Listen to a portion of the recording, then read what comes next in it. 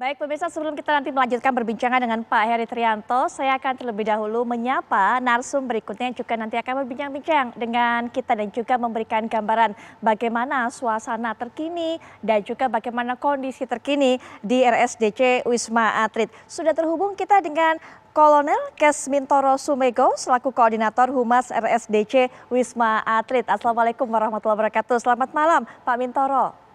Selamat malam, Mbak. Waalaikumsalam warahmatullahi Baik. wabarakatuh. Pak Mintoro, terima kasih ya sudah berkenan dan juga bersedia diganggu waktu tahun baruannya untuk bisa berbincang-bincang dengan kita. Nanti Pak Mintoro kami ingin sekali mendengar kabar bagaimana kondisi pasien di sana, apakah ada peningkatan jumlah, tapi nanti Pak Mintoro saya izin terlebih dahulu saya ingin memberikan ataupun juga melanjutkan perbincangan dengan Pak Heri Trianto. Pak Heri, tadi sudah sempat saya singgung sebelum jeda mengenai adanya transmisi lokal Omikron ini. Nah ini membuat masyarakat was-was karena masyarakat pun berpikir, wah ini yang ketahuan sekarang baru 2, jangan-jangan sebenarnya realitanya ini seperti gunung es, fenomena gunung es banyak. Jadi masyarakat khawatir jangan-jangan orang di samping saya, kanan kiri saya semuanya nih membawa varian Omikron, Pak.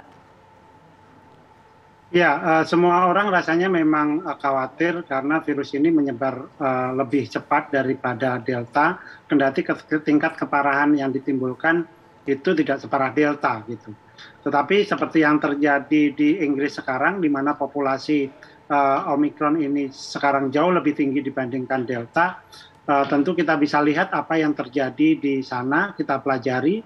Tetapi kemudian ketakutan bahwa di antara kita ini sudah tertular oleh Omikron, itu boleh saja kita tindak lanjuti dengan disiplin menggunakan masker, menjalankan protokol kesehatan. Nah ini yang penting karena kalau tidak maka kemudian kita akan tenggelam dalam ketakutan gitu ya, tanpa harus tahu berbuat apa.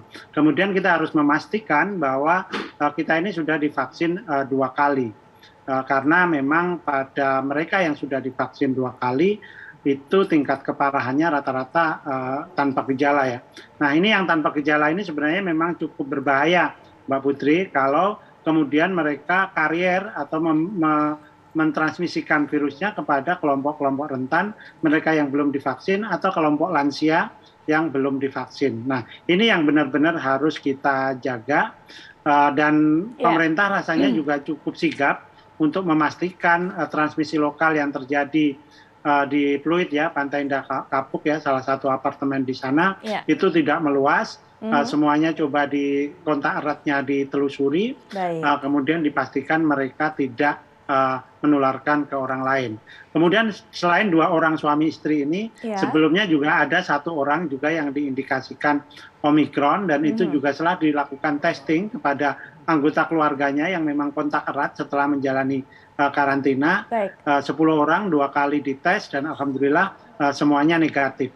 Nah mudah-mudahan kita tidak segera mendengar ya, atau tidak mendengar terjadi penularan lokal yang lebih luas ketika kita semua sekarang bekerja keras untuk mengantisipasi, memperketat pintu-pintu perbatasan baik laut, udara maupun darat. Baik Pak Heri, terima kasih Pak Heri Trianto selaku Kabid Komunikasi Publik Satgas Penanganan COVID-19 sudah meluangkan waktunya untuk bisa memberikan informasi kepada kami. Selamat malam Pak, selamat tahun baru Pak Heri, sukses selalu dan juga sehat selalu. Baru, salam sehat Mbak Putri. Baik, dan berikutnya seperti yang sudah saya janjikan tadi bahwa saya akan mengajak pemirsa untuk bisa berbincang dengan Pak Mintoro. Pak Mintoro mungkin bisa diceritakan saat ini bagaimana kondisi keterisian dari RSDC Wisma Atlet Pak? Baik, terima kasih. Untuk data di sore hari ini per jam 18 tadi, jam 6 sore adalah keterisian pasien di Wisma Atlet ada 658 atau ini sesuai dengan bornya adalah sekitar 17% bornya.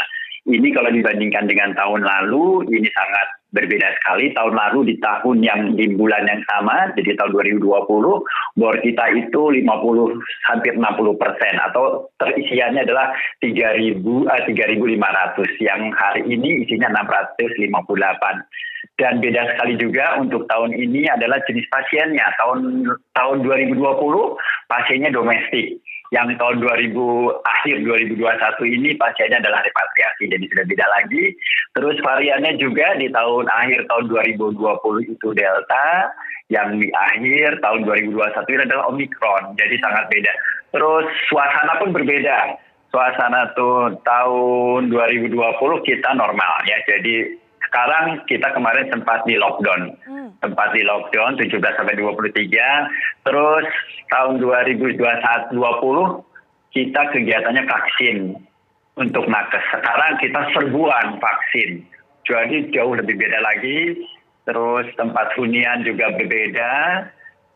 Dulu di tahun 2020, akhir tahun 2020, Tower 4, 5, 6, 7 kita gunakan. Sekarang yang kita gunakan di Tower 5 dan Tower 6 saja.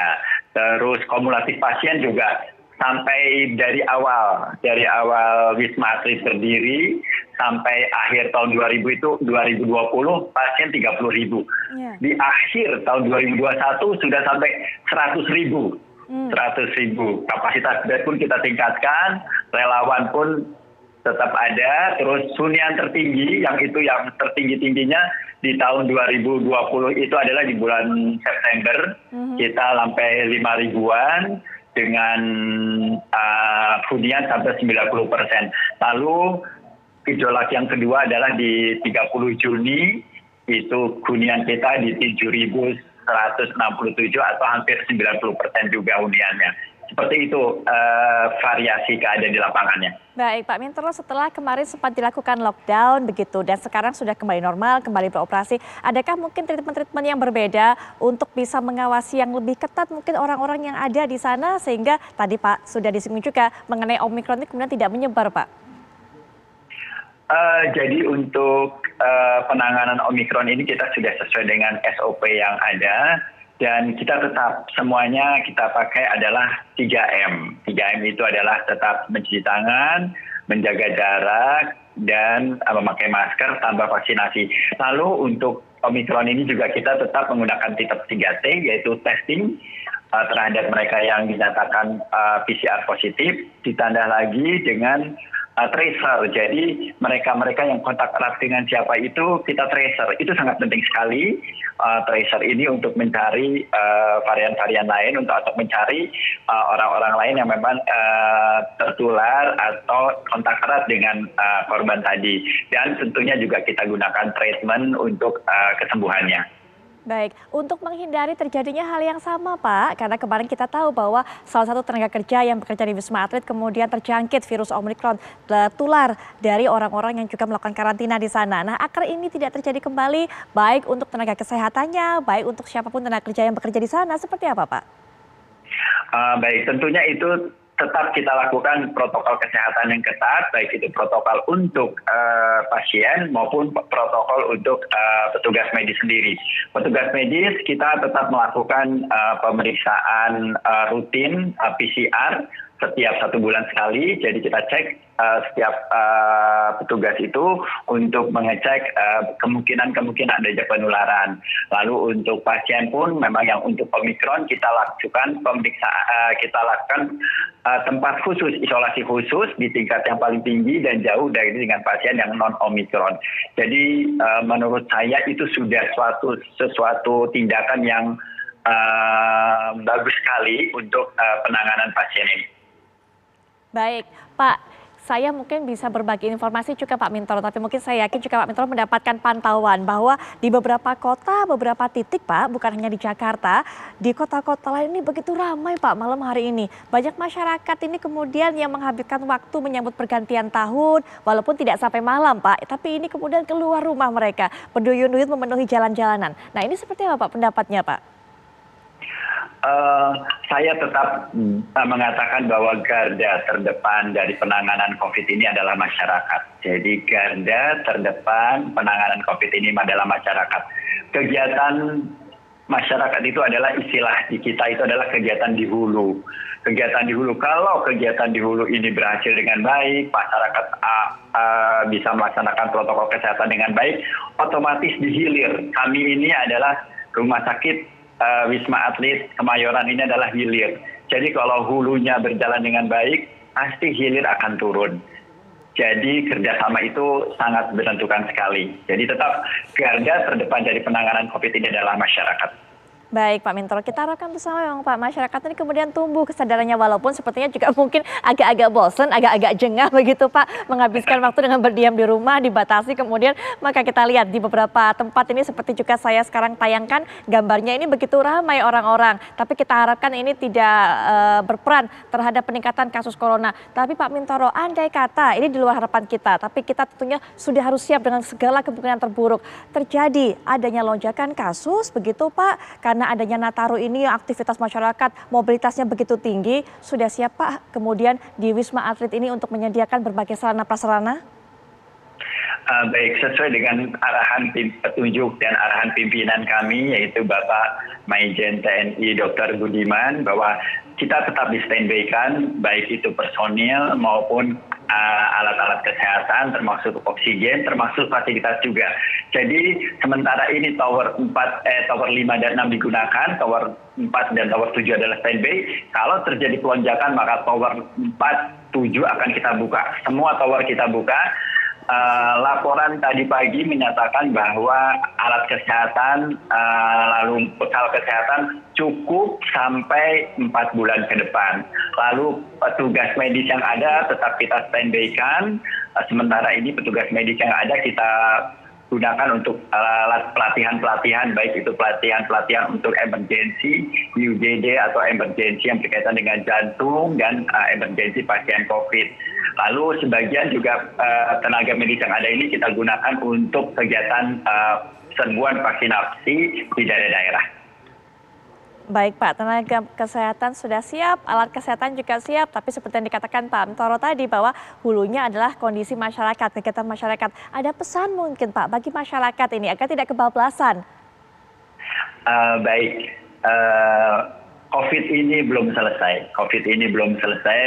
Jadi kita tetap patuhi protokol kesehatan 3M, jangan abai sama sekali. Mencuci tangan, memakai masker, dan menjaga jarak. Dan vaksinasi untuk menimbulkan herd immunity. Jadi vaksinasi ini apapun vaksinnya itu baik untuk kita laksanakan.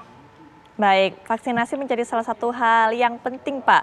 Untuk mereka Pak yang ada di sana juga masyarakat ataupun juga mereka yang bepergian dan juga menjadi karantina di sana begitu Pak. Bagaimana pengawasannya terhadap untuk bisa melihat apakah sudah divaksinasi atau belum mereka ini Pak? Vaksinasi ini sudah ada catatannya sesuai dengan NIK-nya yang ada. Dan kita untuk setiap pasien yang masuk kita selalu tanyakan riwayat vaksinasi. Dari beberapa data yang ada mereka malah dari yang repatriasi ada yang vaksinasinya lebih dari 1, 2 bahkan ada yang sudah 4 kali di luar negeri itu. Tapi tetap kita pantau untuk nakes ini kita sesuai dengan aturan yang ada pada pemerintah bahwa untuk nakes adalah vaksin 1 dan 2 dan menggunakan vaksin ketiga adalah vaksin booster. Baik, terakhir mungkin Pak Mintoro, apa kegiatan dari teman-teman di sana, para tenaga kesehatan di sana di tahun baru ini Pak? Tahun baru sama tahun lalu sama tahun ini, jadi tahun lalu juga saya tahun barunya di Wisma Atlet. Ya kita tetap standby, paling diskusi kecil-kecilan sampai tetap terus memantau pasien yang ada. Tahun lalu pasien masuk di UGD itu sekitar 400-an. Hari ini pasien masuk di UGD 4 orang saja. Mudah-mudahan ini pertanda yang baik, tapi kita tetap standby. Kapanpun kita tetap siap untuk mengendalikan virus COVID-19 ini. Baik, Pak Mintoro Sumego terima kasih sudah berkenan untuk meluangkan waktunya bersama kita. Selamat tahun baru Pak, sukses selalu dan juga sehat selalu. Salam juga untuk semua tenaga kesehatan yang bertugas di sana Pak. Semangat terus Pak. Selamat malam. Terima kasih, selamat malam.